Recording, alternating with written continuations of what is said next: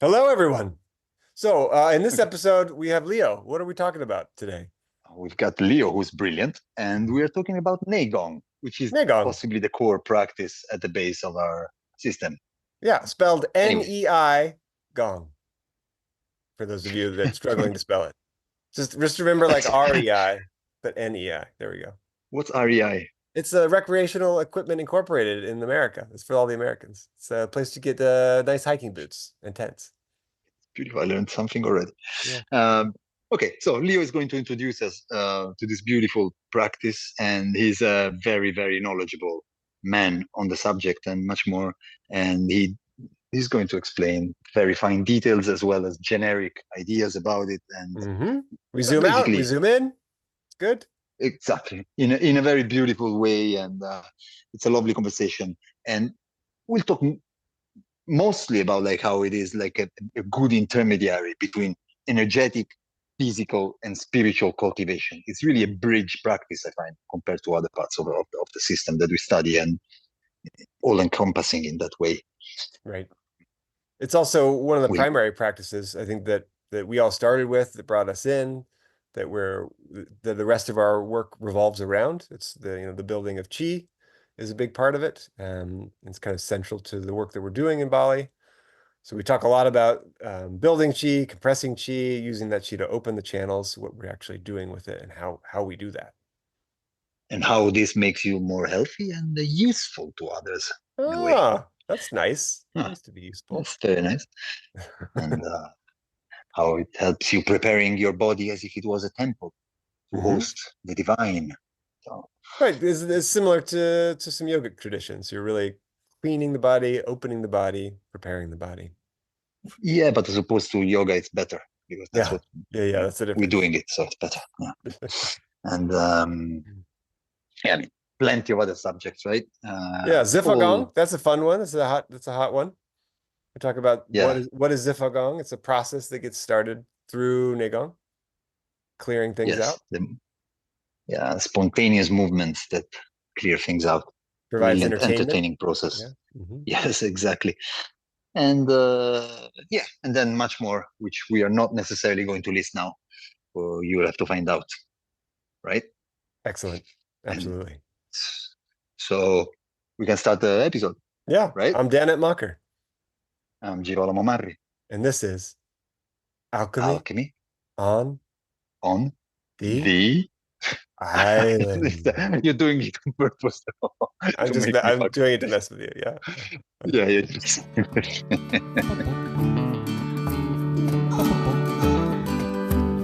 Alchemy.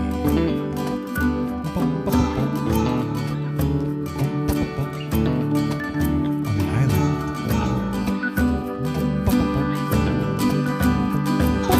Would you like to join us on the show in the world on alchemy?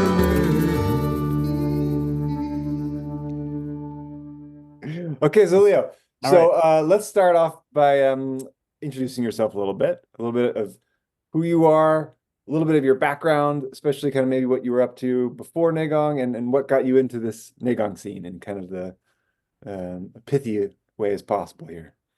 Okay. The pithiest way is I guess I'm focused on a couple different themes and have been throughout much of my adult life. One is I'm a Chinese medicine practitioner and acupuncturist. And I was doing that before I got into Nei Gong. And I also I used to study comparative religion and have been involved in a number of different internal spiritual traditions from different cultures. Okay, like which ones? I was in a yogic tradition for a long time, and I'm still partially in it, but it's taken a bit of a backseat. And like internal energetic yogic tradition. Yeah. And then I am also, for as long as I've been doing Nei Gong, I've also been doing Tibetan Buddhist and Bon practices. And these are sort of my three main influences. Among the many other like things that I've studied and found connection to, those have been the primary paths that I've been involved in. And so yeah, I got into Nei Gong because I was looking for I was looking for people who really understood energy, and was having a hard time finding them, both for medical purposes because of what I wanted to learn to do, and also for because of the gaps that I was finding in my instruction that I was receiving in my yogic practices. And I encountered Damo's, I don't remember how. It might have been a book. It might have been, he had some YouTube videos back in the day. Not much. It must have been a book. And I was like, this guy obviously understands something that other people are not able to explain to me. And so more detail. Yeah, exactly. Very cool. And I also saw in one of those videos, I guess they were doing Tai Chi. I didn't really know at the time, but I saw one of his students also demonstrating Fa Jin, which I didn't have any context for at the time, but I thought, well, if Damo can teach his students to do some of these things that seem unusual that he's able to do, that's a good sign of a skilled teacher. So I thought, absolutely, yeah. Can you explain Fa Jin? I mean, I can't explain it well, but it's from my understanding, it's a skill that develops in Tai Chi to be able to essentially affect or manipulate someone's body through contact, so that when force is being applied to you, you can essentially kind of affect their nervous system to have some degree of control over their body with just through touch. So it's like being a Jedi, right? It's Jedi stuff, yeah. Jedi stuff, yeah. Fair enough. I don't know much about it, so. Cool. So you saw a student of his with maybe a high degree of skill. So that looked. Yeah, I thought that's a good sign. And then he was just starting his American, his 2.5, 3 year training, like teacher training program in the US at the time. Okay. And I really wanted to go, and I had like $0 to my name, so I was not able to go at that time. So I waited a few years and then started training with him once he started doing the same thing in London. Awesome. So very cool, yeah. Thank you. By then, a millionaire you were. You could fly to London, business class, to do your training. Yes, good. I was still broke, actually. So that's how I got involved in Nei Gong, Cool. because it sort of sits at this intermediary point between spiritual cultivation, physical and energetic cultivation. And it has this very unique thing that it also has a deep relationship to other arts, including medicine. So it's not an isolated art. Right. It's something that one thing that is particularly cool about this tradition is that it has the capacity to make you useful in many ways. Because as opposed to just in the course of developing internally, eventually gradually for spiritual growth and refinement, it also includes the possibility of being able to gain skills that are useful for other people and are useful in this world at this time. Not to mention health. Oh, okay. Which is what I mean, really, like medicine is a big piece of that. Yeah. And but it's also I mean, really, a lot of it comes down to medicine, because I just find it very useful to have a better understanding of what is happening inside the body, and when things go wrong and when you want things to go better, particularly for people deeply engaged in spiritual cultivation arts, because things often do go wrong. And which a lot of people don't know. But when you go very deeply into any practice, there's always a possibility of things coming up that you might not expect. And so this allows you to both help other people with it, potentially, if you take that route, and also certainly help yourself and be healthier in the process and have your body stay in a healthy place and actually potentially get healthier, as opposed to having your health break down, which can happen in some other spiritual systems. Totally. Yeah. And also in general, I would say like this, the better you get at this practice, the more all of your other skills in general get better. You find yourself being quicker at learning things. Maybe your brain capacity seems to be a little improving, or like cook better. I think like I seem to be able to do things better than before because I'm doing Nei Gong. Maybe I was starting from a very low level before doing anything, but I think I seem to be learning. I'm reaching like kind of elementary school level, like very, very quickly, I think. Very specifically with jumping rope too. You were like No, in a jumping solid rope zero. like is on standby now, but like because I fucked up my knees. But I will get back to it, and I'll be great. I'll be Skippy. I'll be Girolamo Skippy. That's what you'll call me. Love it. Skipper. Love That's it. great. So you cook better. No, actually, no. I made that up as an example, but actually, since I started living in Bali, I think just the fact that I live with one or often two Americans near me, I like my cooking skills have plummeted. Like I'm just like I've become lazy and terrible and just like It's definitely our fault. Yeah, for sure. Yeah. Yeah. Like look at them doing their pancakes with ketchup and burgers on them. I think, wow, okay, I can do that too. Nothing tops our housemate Rad's with scrambled eggs with banana. Oh, like 7 eggs every morning, 7 eggs with and a whole banana. It's crazy. A classic of Bulgaro-Canadian cuisine. Yeah, we have a Bulgarian-born Canadian housemate. His name is Rad. He's a lovely man, but he has some strange dietary habits. 7 eggs and banana. Wow, okay. It's impressive. Yeah, it is. Yeah. So to get back on task, Leo, it sounds like you're saying we are involved in a spiritual practice where the sort of side effect is incredible health and extreme medical powers.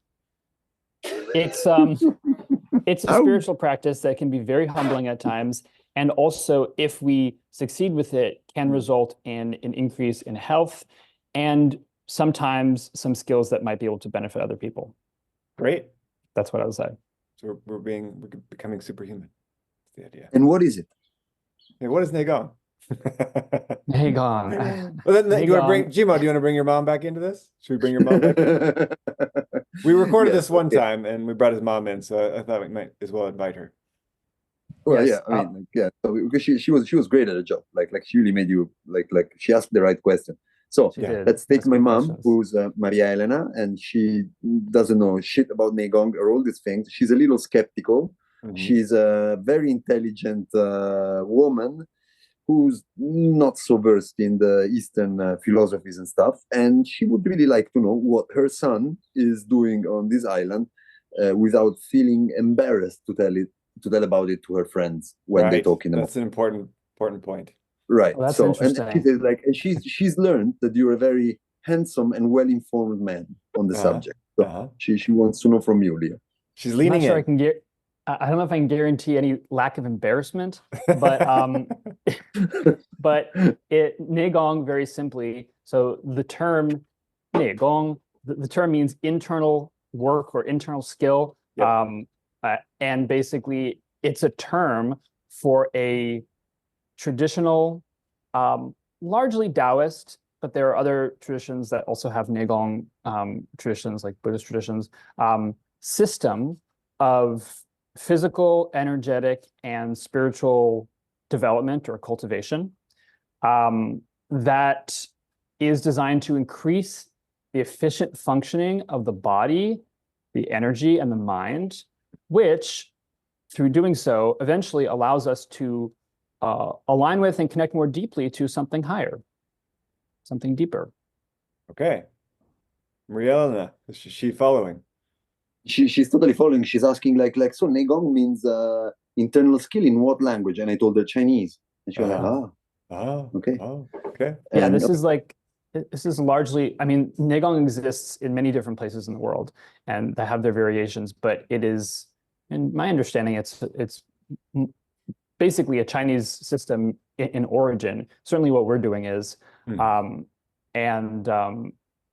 yeah, and it's, when you look at the world and you see all these different traditions of spiritual cultivation, spiritual practice, this is one of those. And this one is one that has a lot of focus on the body. And it treats the body as a temple.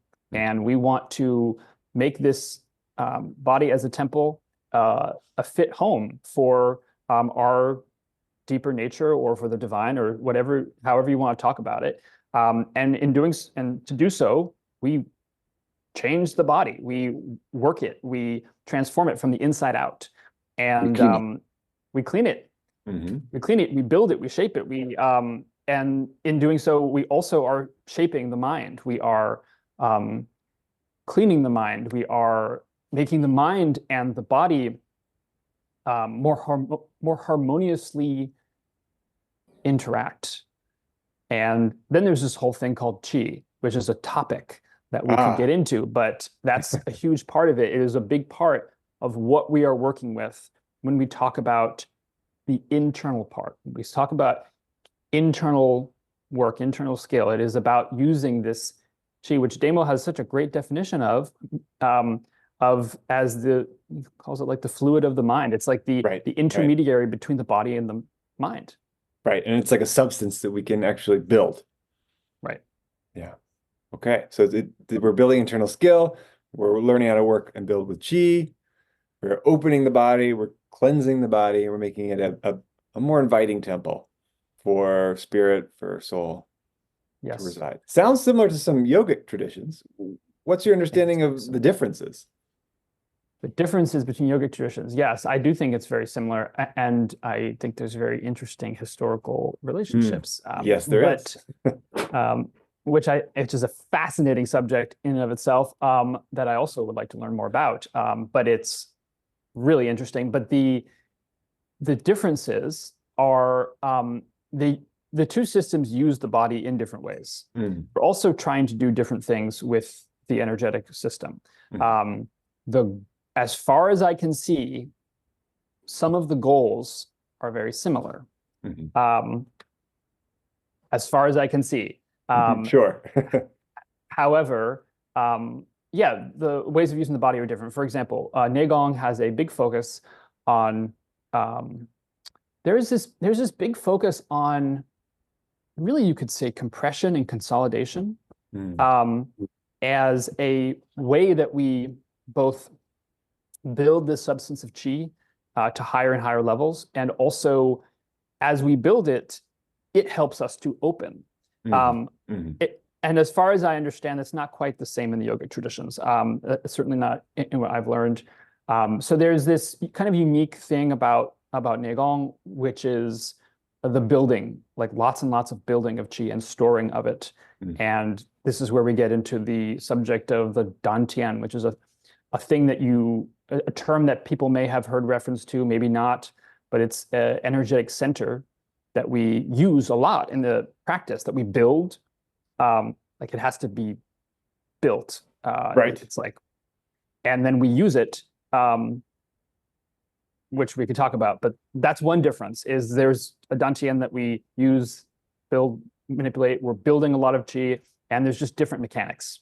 Right. Like a storage. Sorry, you go ahead. Oh, I was just going to say specifically the lower dantian, correct? Lower dantian, yes. Yeah. Okay. Yes. Which is a storage unit, like a battery that you charge with qi, right? In a way. It is like that. And qi, is my understanding, is like, could be seen as almost like as a gas in a way, which needs to be compressed and pressurized so that it then pushes in, like in the body, and that helps opening up the body, literally, like quite physically pushing through the tissues, because there is so much pressure in the dantian that it then starts pushing outwards, right, from the center towards the extremities, and moving and readjusting and resetting all the tissues, and infusing them with this energy, so you get bigger and more elastic and more full of this chi that you need to move around, because otherwise it just stays there and it starts stagnating and it becomes stodgy and stuff. So you have to play around with this thing, and it's very literal. Like you can actually really imagine it in terms of physics in a way. Although then it's chi, so it's weird. But it has this thing, and it pushes through the nerves, and it straightens up the nerves, and it influences the nerves, and so it influences your behaviors as well. And you want to have your mind prepared for this as well, so that it doesn't make you crazy, right? Yeah. Like it's a really strange thing. Yeah, and I think yoga is. I mean, like I know very vaguely about yoga. Every time I have friends and people that I know that are involved in yoga at a certain level, like a little beyond the level of like going to the gym and doing your power yoga on a Wednesday and Friday. Whenever they are a little, I start asking them, do you do your energetic practices and stuff? But the vast majority of people do maybe some pranayama, but in a very basic way, and very few are even aware of the fact that there are some practices to build an energy system and enhance it. Like the majority of people like move the energy they have around already through asanas and basic postures. You're moving your energy around, but they don't build much of it, which is similar to, I guess, regular qigong or tai chi that most people are doing, in which they move the energy they already have, but not so many are aware of this Nei Gong process that builds more energy, puts way more energy in the system, and then uses it for other things. So how yoga works in this sense is a bit of a mystery to me. I heard of Tummo practices in Tibetan. Tummo, right? Like, and I think that's something like that, in which they, through breathing mostly, they build this heat in the stomach, in the torso. I may be completely misunderstanding it, but like that's the only thing I'm a little aware of. But I don't know how other yoga systems work. I mean, there's like extraordinarily powerful practices. I think like you mentioned, it's the main thing is that really in my personal experience so far, finding really effective, authentic traditions is difficult. And that's right, period. No matter if it's yogic or Chinese or whatever. Yeah. Because we know, like, I mean, I know looking for someone to study Qigong with, not because I was interested in Qigong, but because I was interested in authentic, like, understanding of the energy body, and how to use it for real spiritual practice. I find it very difficult to find people. And I feel very lucky to have found Damo, because I mean, I kind of stopped looking for other people at that point, but in this tradition, but I find it very, very difficult to find people who have real knowledge and ability to pass on these types of skills. And I see that to be the case all over. It's hard to find. So. Yeah, it does seem like in today's world that a lot of it has been lost, a lot of the power in some of these traditions, for sure. Yeah. Very much watered down, right? And it's difficult to strike a good balance between having learned a very, very solid method, being willing to teach it, being able to understand it at the level that you can actually teach it, and then to teach it, being a good person to transmit it, and then being enjoyable and nice enough that people actually follow you, and then being able to create a structure that is able to, that allows for this system to be transferred to a lot of people. And like Damo kind of ticks all these boxes, surprisingly. Then he has I don't know, like very debatable taste on decor and these kind of things, but like yeah, we got to give him something. Yeah, I mean, like, that's fair enough. It's price. So I think that's a good segue into my next question, which is a little bit about what's the difference between Qigong, because Qigong is what people know about. When I say I'm studying Nei Gong, people have a blank face. If I say I'm studying Qigong, they go, oh, okay, maybe they know something about it. You know, when I was originally looking for a practice to work with energy, very similar to you, Leo, actually, I wasn't specifically looking for a Chinese practice or this or that, but I just wanted to learn how to work with energy a lot better and in a spiritual aim. I was going to a bunch of Qigong courses, weekend courses, and going to people that were recommended, et cetera, and just bored out of my mind, I have to say. Like really, truly didn't get it. Was not, didn't understand what was happening or the mechanism, didn't feel much. Showed up in a demo course, and within 5 minutes, I was like, oh, this is exactly what I was looking for. So I'm wondering if you can explain a little bit the difference between Nei Gong and Qigong as well. Yeah, it's actually very simple because it's really just a language thing. It's we could alternate the terms. If you're talking to someone who does not know the term, you could say Qigong and it would be accurate. Qigong is a newer term. I think it's, from my understanding, it's like within the past 100 years or so. Okay. It's a modern term. And Nei Gong is a classical term. It's a term that's been around for a very long time. And so Qigong is the term that's been popularized. Less people know the term Nei Gong. And I believe I remember that, I could be wrong, but I think Demo made the conscious choice to use the term Nei Gong also to differentiate it from the things that were out there, because honestly, a lot of the stuff out there for Qigong is just really, like, to put it lightly, like you said, watered down. And so just as a differentiation, just to differentiate terms, to differentiate what we're doing from what you might otherwise find, I think that's part of the reason for choosing to use that term, but it is actually the classical term for this process. And so the way that we use the term Qigong in our school, for example, we use it to refer to practices that we do within the system of Nei Gong. So Nei Gong is like the process that we go through.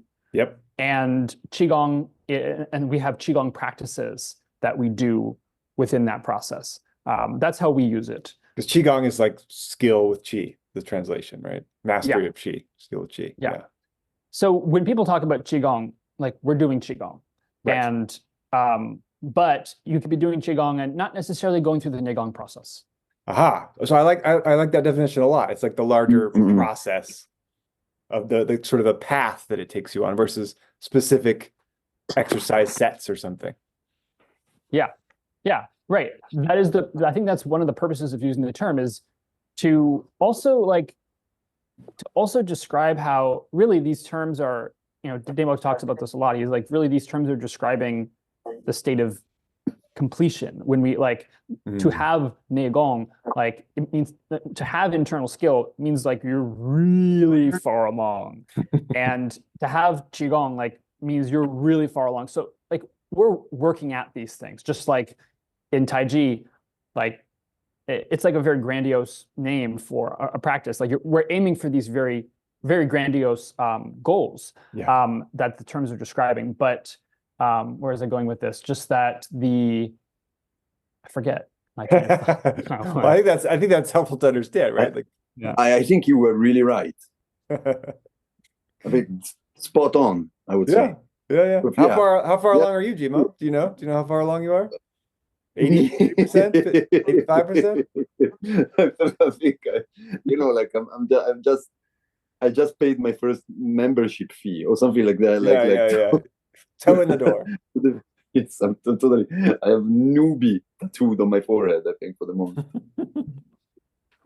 And I intend to stay here for a while. I don't want the responsibility of actually having to give you take Leo, who's a pro. He's giving answers with such confidence, right? He says you could say Nei Gong or Qigong, they're the same term, and I go what? Really? And he says with such assertiveness. Well, hopefully I'm right. I mean, the confidence you've got the balls to say that. I don't. You've got balls. You do say that. I don't. So you're hiding out in newbie land, Gima. Is that what you're saying? Yeah. I'll stay newbie for a really long time, my friend. Where everything is possible. No expectations, no pressure. Where I'm here, I can say whatever. It's total bullshit. What is Qi? Well, Qi is something that grows under your feet, and it's a little bit like calluses, but it's a little more green.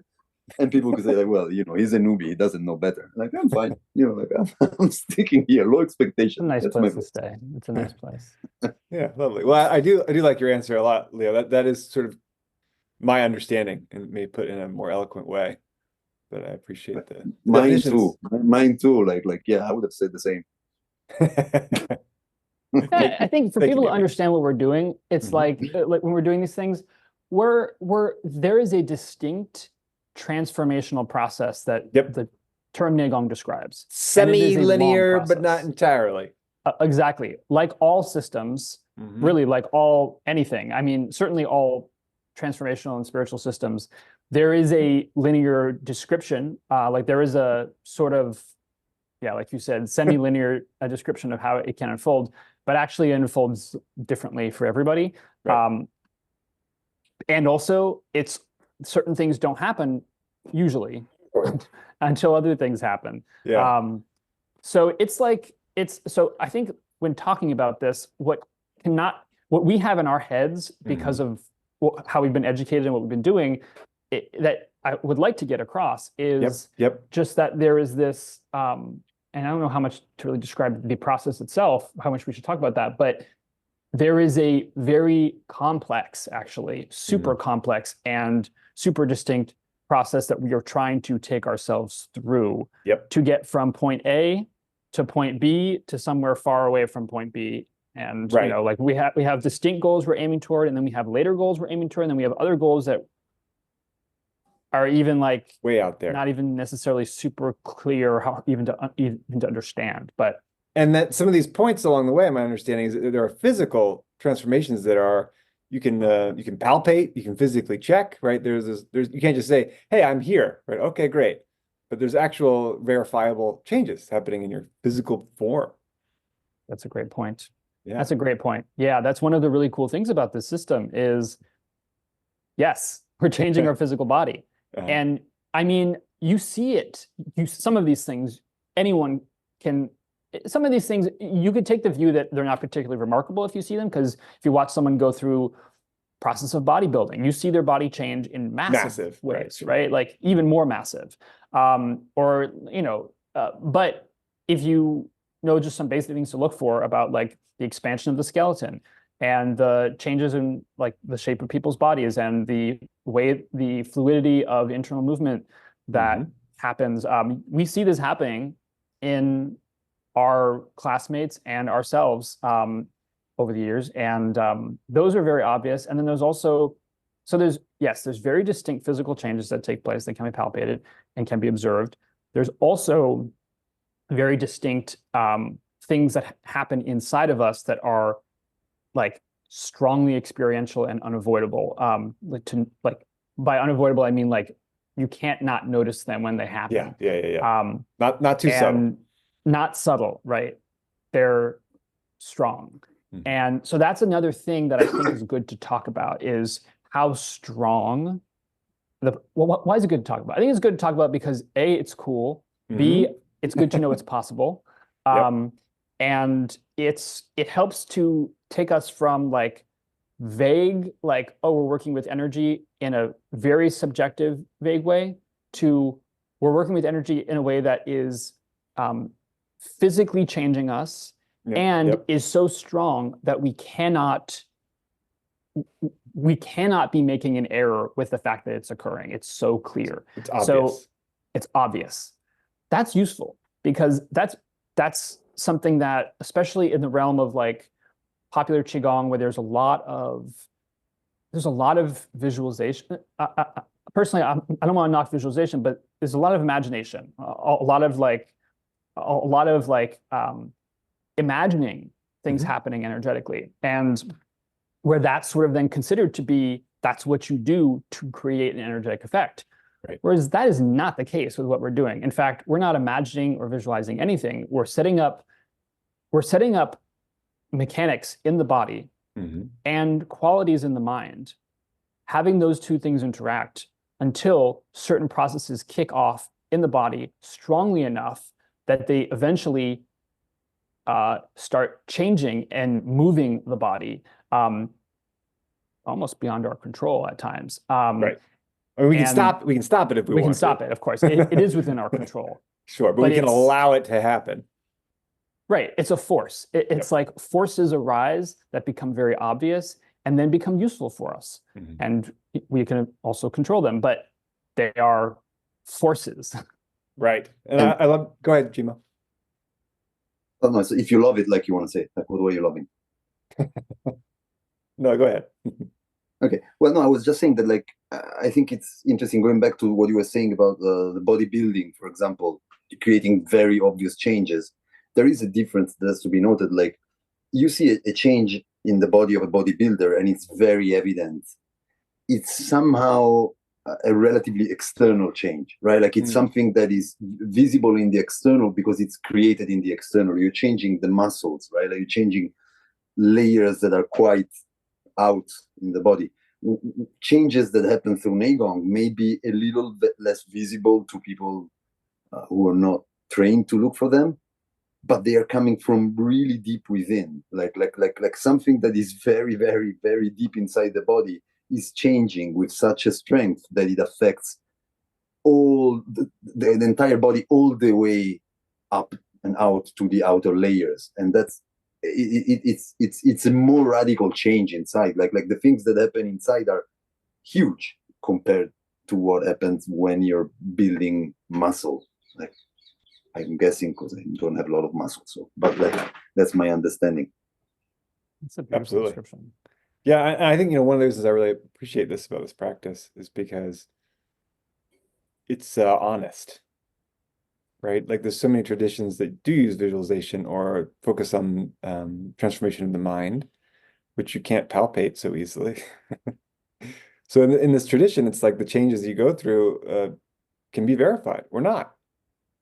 It's you just kind of honestly where you are in the process, and you don't have to try to make up something else.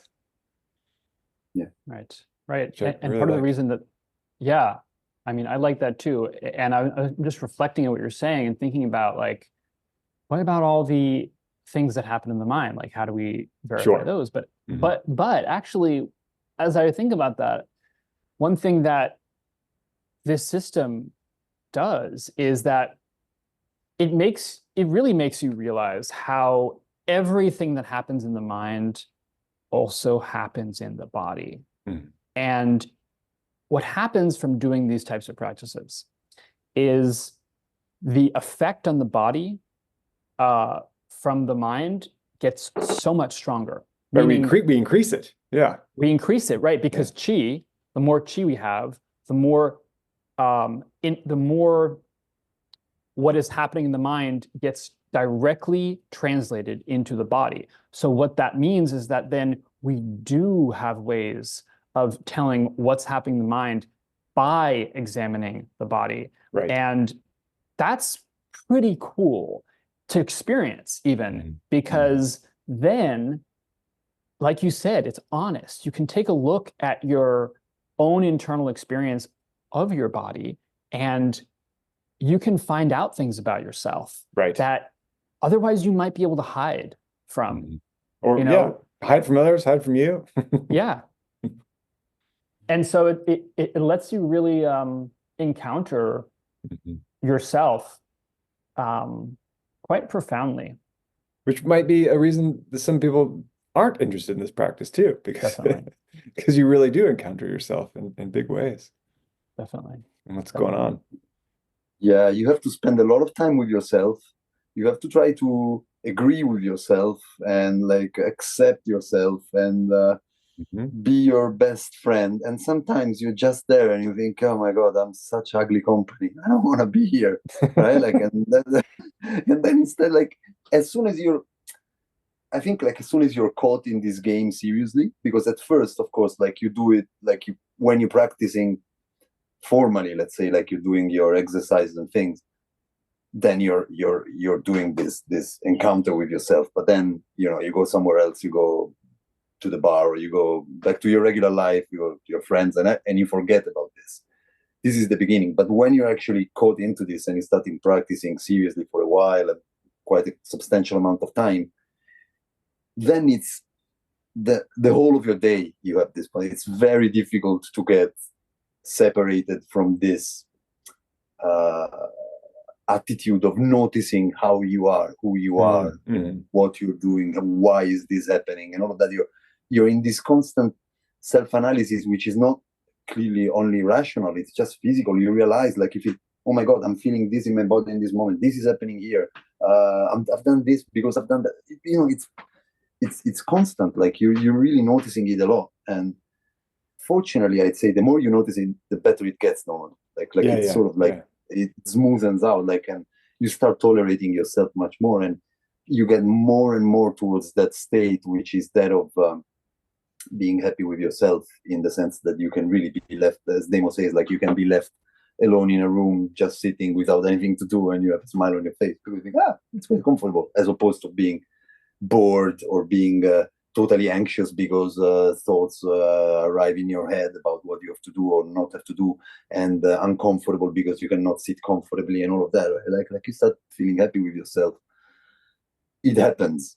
If I'm happy with myself, I think everyone else can be happy with themselves, more or less. So I'd say it kind of happens, but it is constant. It really becomes like every day. It's super pervasive as a practice.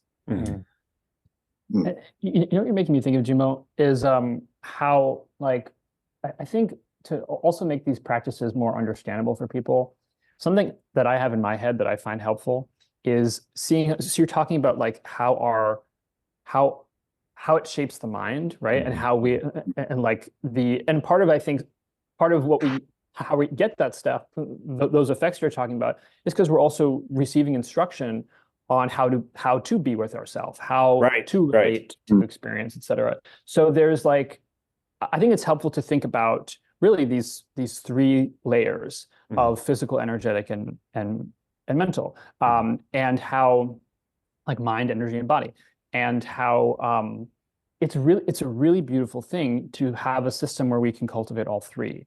So I think in this culture, this, Western culture, most of the systems that we encounter focus on the mind because our culture focuses on the mind. And that's what we understand best. That's what we receive. We interpret most things through a psychological lens. It's a materialist culture, so there's not even an acknowledgement of energy. And so body systems are disconnected oftentimes from spiritual systems because, well, there's the body and then there's your mind. Or if you're in a religious system, maybe it's your soul and that's separate, so like, separate. We don't get them all together, right?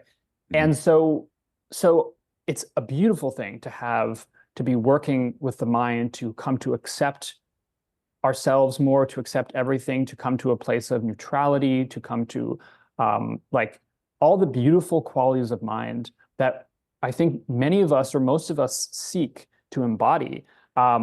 We have that. And then we also have the reason the body and the energy matter is because, first of all, that's also part of us. We can't ignore that. And anyone who's been sick knows they can't ignore that. Because when your body's not doing well, your mind has a harder time usually. And so it's like, let's take care of it. But it's not just that. It's also that there is a profundity to how the qualities of mind can permeate the body. Because and we know this through health. I think most people can relate to this through health and illness, because when the body is really healthy, when it's doing really well, when it feels comfortable, when it's strong, when it's like vital, then there is this like really beautiful experience that arises within the center of you that makes it very easy to be in positive mind states. And so, and when the mind is also balanced and healthy and beautiful, then pain is a little easier to handle. Suffering is a little easier to deal with. Life looks a little brighter. So when we address like the physical, the mental, and then we use the knowledge of these cultures throughout history that have acknowledged the energetic piece as a real and viable and practical and like manipulable thing that allows us to both work efficiently with the body and the mind, then we have this incredible access to our whole being that allows us to interact with the world, with ourselves, and with others in a way that makes us a better person if we do it right, Mhm. and makes our experience of life like full of beauty and love and like clarity. That's what's possible through having any system that really addresses the full spectrum of a person, I think. Beautiful, yeah. Yeah. Yeah, And you my made my mom understanding, weep. your mom's inspired? She inspired? Yeah, she was weeping a little bit. Sorry, Oh, I good, interrupted. good. And I was gonna say, Leo, as far as I understand, It's embarrassed weeping. yeah, as far as I understand, Leo, like all of what you just described, that incredible thing is just the foundation of spiritual practice. It's like Yeah. it's like the beginning. Yeah. Right? Creating health in the body, ease in the mind, peace and beauty and okayness with ourselves and comfort and energy. All of that is just like step one. Yeah, now you can start. Now you can start. Now you can start spiritual life. So what comes after that, Dan? How are you thinking about that? Like what comes after that? Because I agree with you. As far as I understand, meditation comes next. And sort of the not the sort of pop definition of meditation, which is really just mostly mindfulness training, which is also incredibly helpful and important, but only one quality of mind needed for meditation. But next, we really start to focus on a much more inward journey of meditation, where we're going into deep states, jhana, you could call it, samadhi. We are contacting soul, which is a very deep, eternal part of our being, contacting perhaps spirit at some point, very later on. Right, we're basically touching the divine through the process of meditation, which is also a complex path and a long journey. That's, I guess, my understanding from just an intellectual standpoint. That's beautiful. Yeah. All on Alchemy on the Island, Season 2. Oh yeah, we're gonna get to that next season for sure. Is that the name of this podcast, Alchemy on the Island? Alchemy on the Island. That is the name. Apparently it is. Cool. Apparently it is. Yeah, I you like like it? that name. Thank you. Thank you. We Thank you, reached Leo. an agreement. They're really long. Yeah, we had a long spirited debate, raging for months. It sounds like a reality TV show. It sounds like Survivor. Yeah, that's the idea. Oh, fuck. Yeah. Oh, God. Oh, Leo, don't do that. Don't say Just, we just ruined it for seeing- we ruined it for Gmo. We got to change it now. That's it. So I have one more big question. You guys ready? Ready. Go. So how's your mom doing? My mom or Leo's mom? Oh, your mom, Gimo. My mom. My mom is all ears, as we say in Italy. Like Okay, great. She's just two big ears listening and ready for She's action. ready. Okay, great. So Leo, so if someone walks into a Nei Gong course or a class, what are we actually doing? Where do we start? What does it actually look like? I mean, we've talked about these incredible practices and path and journey and what happens, but I still feel like maybe people have no sense of how we go about doing that. Do you mind elucidating a bit? It's a great question. Yes. So typically what you will see when you enter a Nei Gong class, or what you will do if you join it, if you participate, is there's going to be you standing, sitting, and moving. Great. And so you will see people standing in postures, in different Qigong postures for extended periods of time. Sometimes you'll be standing and you'll be moving your hands, because we use the hands to manipulate the qi inside the torso and inside the body, which I'm sure you've seen if you've seen any Qigong. So we'll be doing that. And sometimes we're moving through the space, doing different practices. Sometimes we're stretching. There's a lot of stretching, some physical conditioning. Sometimes we're doing seated practice where you're just seeing people in silence, going inside. Sometimes you see we're doing seated practice where we're using our hands to manipulate the qi inside the body, like when we're standing. This is what you'll mostly see. And there's a lot of laughter. It's usually a very lighthearted environment. Especially with the standing work, qi mobilization. Definitely. And there's a lot of groaning, because a lot of it's painful. There's a lot of discomfort oftentimes. I mean, truthfully speaking, that's definitely a big part of it. It's good for people to know it's physically challenging. Yep. So lots of groaning, people laughing. sometimes weird sounds as the chi moves and makes people make all kinds of weird sounds. Sometimes you have that, so you can ignore that and keep practicing. So you're describing Zifagong. Yeah, there's a term called Zifagong, which just describes part of what happens. It's useful, not a big deal, but as the chi moves, it kicks off the nervous system and might make people move spontaneously, or sometimes make sounds or stuff like that spontaneously. It comes, it goes. It's just part of the process, but you might see that happening in a class as well, because chi's moving. It's very strong practices. Chi's moving to people's bodies, and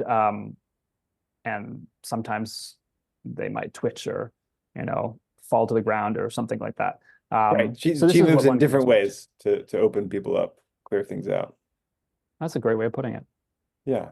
Thank you, Leo. That's what I noticed, 5 minutes into my first Nei Gong class with Demo. Not only seeing the chi expressions in people, but I could feel things happening in the room almost on an energetic level. Like things were moving. It was not still or stagnant in the standing work. Yeah, that's for sure. It's very active. Classes are very active. So for the most part, they're very active. So, you should be ready going to a class for physical work and to stand for a while. But always, of course, whenever you're studying with any teacher, they'll be able to adjust for your, make adjustments and recommendations for your physical needs if you have any physical needs that don't allow for certain things. But that's what it looks like, basically, going into a class. Great. Which is the apt question, the correct question to ask to you, Leo, because you're going to start very soon teaching the foundation course in New York, right? Like big numbers of people flocking into the city to be taught by you how to mobilize their energy, right? I will be helping with the course. It will be it'll be Anastasia and myself. Great. And Anastasia is doing the first class coming up later this month in June. All right. So yes, there's there's this cool thing happening right now, which doesn't come around very often. You never know when it's going to come around again, if it will. There's a 2.5-year training happening across the world for people who want a structured in-person training in Nei Gong to really build the foundations of the practice, so that you have a practice that you feel confident in for the rest of your life. You can do the online program, which is amazing, the Internal Arts Academy that Demo created, but there's nothing that replaces in-person training. And so what this program does is, in different places in the world, North America, Europe, Asia, there are 4 classes a year that you come to for like a weekend course, and then a couple Zoom classes with Demo throughout the year. These weekend courses are taught by different teachers across the world, and then every summer, different continents come together for a retreat with Demo. And so what's useful about these kinds of trainings is you get correction, because really it's like you need in-person instruction, at least a little bit, and the more the better, to make sure you're doing things efficiently. And then also, very important piece is that Demo and some other teachers can assist energetically with your process to really speed it up. And so that's a helpful piece of getting physical assistance as well. So that's starting in New York. It's starting in June, and the rest of the world starting in August. And people can check that out. Very cool. Why you guys have to be special, right, in New York? It's just the scheduling. It's because of the Bali schedule. It's pairing with the Bali schedule. Yeah. So sure. we'll post the links in the notes for the podcast here, so people can find us. Yeah, cool. Have you already? Do you know the space? Have you seen the place already? Yes, like it's a great spot. It's going to be a perfect spot. Lots of light, lots of air, plenty of. We want air. We definitely want air. We want air. Yeah, it's a we nice want it, we studio. don't want it, right? You also sometimes you just want to lock everything in so that the energy stays there, and as well as all the smells. The smells. Yes, We want to keep the smells locked into the room. Yeah, that's the thing you haven't mentioned about like the class, and this is a bit dishonest of you, I think. Like in the Nei Gong class, you're gonna smell stuff. Like what are we smelling? What are you smelling? You're smelling stuff that has accumulated in years of debauchery in the body of everyone, and it's coming out like pushed out by chi.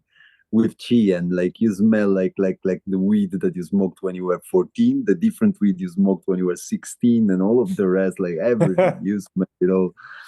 Yeah, there's a lot of detox that happens. Not everyone detoxes the same way. Some people No. stinky sweat. Other people weird sounds. It just depends. Yeah. Absolutely. Yeah. I haven't particularly paid attention to the smells. Maybe I'm just used to a sweaty room. Oh, it's strong. No. It's strong. But it's because you're in it, right? Like if you go Right, out fish for a and water. second, say for example, you go go 1 second to the toilet, you come back, then you realize you're actually entering the smell, right? Like physically It's like an sometimes. atmosphere. Yeah. Thick. Yeah. Yeah. I mean, in summary, it's a cool practice. It's really useful for a lot of things. And I think if people are interested in this sort of thing, it's good there's lots of ways to check it out. You know, there's you can watch videos on YouTube to learn more. You can try out courses online. There's a lot of teachers who have Zoom classes across the world that you can pop into. You could try the Internal Arts Academy. You could come to an in-person class. There's a lot of ways to do it, and it's nice if you can try it in person, because you get the full experience. Yeah, I'll say I started online. It's a kind of very simple instruction with demo. But the moment I got to an actual course, things really opened up for me. It was like very different. There's this new resource in town, our podcast, where people can learn the true Nei Gong. And actually, that's all you have to do. Just listen to us. Yeah, listen to the I podcast. should have done that. Speed up to the process of Nei Gong. Well, I had a rather important question. Like, we are recording this on June 14th, right? While we are on a break from the island training at the moment. And my question is, yesterday it was June 13, and as you were certainly aware, it was International Albino Awareness. Albinism Awareness. Yeah. So I was wondering, what did you guys do for your local albinos in the area and all of that? Like, just for curiosity, what was your way of demonstrating your love and affection and respect for the albinos of your area? What have you done? I spent some time thinking about your plight. You know, plight. Just the great suffering. the suffering of your experience, but also thinking about the blessing that you bring into this world as a more pure being than the rest of us. Yeah. That's very good. Because we are more white. You don't have our... Oh, no. No, actually, I was thinking about the various animals that are born. This is not going well. Keep digging the hole. Keep digging the hole. I was thinking about both your plight and the blessing you bring to us all. Actually, just through your own nature, Gimo. That's have nothing to do with being albino. The lightness. I didn't realize you were albino. That's exactly because you're colorblind, right? Like, you don't see colors. Yeah, it's good. Oh, no. Thank you very much. Thank you. We're grateful. We're grateful. Yeah. I just covered myself in coconut yogurt and walked around for a while just to feel the experience. You wanted to feel. I tell you, that's not very appropriate. You know, you don't do that. That's a little bit like, we call it whiteface. Not so good. I did it in the privacy of my own home. This is the podcast. People don't know that you're albino. People know. They might can feel it. They can feel the vibration. They can feel there's something special going on with them. And it's like, that's what it. Like, he's albino. That's it. I actually didn't know you were albino for like 8 months or something. Like, a very long time. You just thought he was old. Yeah. I didn't. I don't know what I thought. I didn't really question the white hair. You didn't have to think about me. Also, that's the thing, right? Like, not everyone has to think about. No, mostly, I was just enjoying your incredible sense of humor and kindness. All right, you got all the albino appreciation you wanted, Gimo. Well done. Yes. Well done. I hope all the people that are listening have done their duty as well as yesterday. And I'm assuming they have, because like it was such a relevant and celebrated day, and like it was all over the news and all that. So yeah. Is this a real thing, by the way? Apparently it is. Oh, it's a real thing. Yeah. It's a real thing. It's a real thing. It cracks me up. I appreciate you. I can just imagine all these albinos meeting up and doing, "Hey, it's an albinos day," and they meet in a really dark place, you know, and they can Wait, so you didn't have that so meeting? You weren't invited? You were invited to the party. I'm not thinking about that side because like possibly they hate me. I don't know, but like they meet, but they don't recognize each other, right? Like they're scared, like they're in the darkness, and then they say goodbye, see you next year, and then they leave and they get sunburned on the way back home. Like Sounds like a great time. It's beautiful. Also, it's all of the albinos of Rome are meeting today, and it's like 10 people in a room. That's just very good. All right, sorry, that's funny for me. Well, yeah, we digress, but hopefully you've hung on this long. Yeah, so this was relevant to the Nei Gong subject. No, I'm saying maybe one day I will not be albino anymore because of the Nei Gong. So I have to enjoy it while it lasts. Like maybe one day I gonna come get back. Nei Gong blackface? Is that what's gonna happen? I wouldn't say that, but like something like that. Maybe I stay away 1 month in a retreat in a cave in a mountain. I come back like, and I'm, you know, like I've got brown hair and like you know, like dark skin, and I'm just banal as the rest of you. You know, like I have to accept this thing. Yeah. I was thinking full lobster, but okay. It's a classic. Not inside a cave, man. Leave me in the sun a couple of days. I go full lobster, but like in a cave, no. Okay. So Leo, any final parting words for us here? Nothing that comes to mind right now. This was a blast chatting with you folks. Sir. And that's about it.